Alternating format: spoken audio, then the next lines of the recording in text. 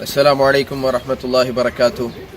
محمد طاہر عباسی بر اعظم یورپ کے ایک حصے بیلٹک سی کے کنارے واقع ملک لاٹویا سے آپ حضرات کی خدمت میں پیش خدمت ہے۔ لاٹویا بیلٹک سی کے کنارے پر واقع بنیادی طور پر 3 ممالک میں سے ایک ملک ہے، اسٹونیا، لاٹونیا اور لاٹویا۔ ہمارا ایک سفر ہے جو کہ ملک عزیز پاکستان سے شروع ہوا اور جرمنی میں الحمدللہ ختم قرآن کا موقع ملا، اور اس کے بعد پولینڈ، اور پولینڈ سے لاٹونیا اور لاٹونیا سے لاٹویا تک آنے کا موقع ملا۔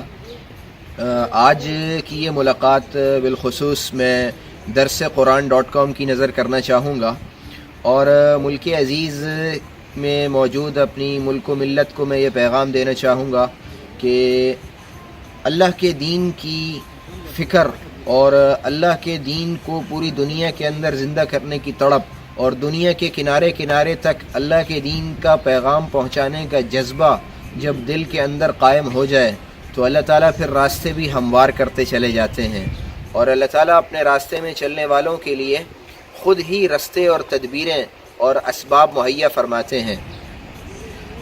آج اس سمندر کے کنارے آ کر اللہ کا نام لے کر ایک دل کو ایک قرار محسوس ہو رہا ہے کہ حضور صلی اللہ علیہ وسلم کے اس کلمے کو الحمدللہ یوں تو اس سے پہلے بھی یہاں تک لوگوں نے پہنچایا ہوگا، لیکن اللہ تعالیٰ نے ہمیں بھی اس میں شمار فرما لیا ہے۔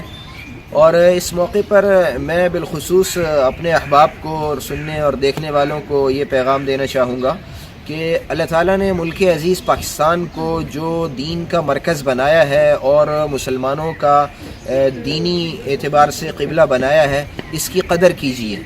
یہ ایک بہت بڑی نعمت عظمیٰ ہے کہ ہم آذان بھی اپنی آزادی کے ساتھ دے سکتے ہیں، اور ہمارے ہاں سڑک چلتے گاڑیاں اور بسیں روک کر نماز پڑھنے کی مثالیں روزانہ ہم دیکھتے رہتے ہیں، جس میں کسی قسم کی کوئی روک تھام نہیں ہے۔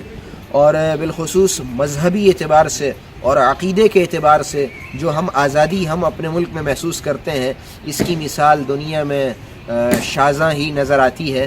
تو اس کی قدر کیجیے، ایسا نہ ہو کہ یہ ناقدری ہمیں یہاں سے بہت دور لے جائے، اور اللہ تعالیٰ کا یہ دین جو ہے یہ دنیا میں سفر کرتا رہا ہے۔ مدینہ طیبہ یہ دین کا مرکز تھا، پھر وہاں سے شام اور عراق، اور پھر ایران، اور پھر ہندوستان سے یہ دین پاکستان تک پہنچا ہے۔ اور ایسا نہ ہو کہ اس دین کی ناقدری کے نتیجے میں یہ دین پاکستان سے خدا نہ کردہ کسی اور ملک منتقل ہو جائے۔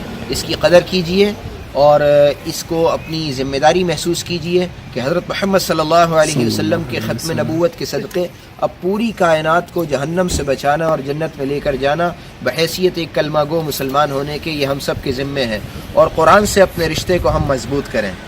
اللہ تعالی ہم سب کو عمل کی توفیق نصیب فرمائے۔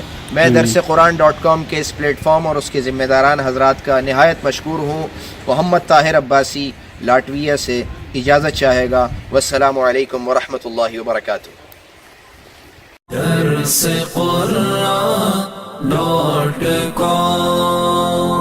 www.darsequran.com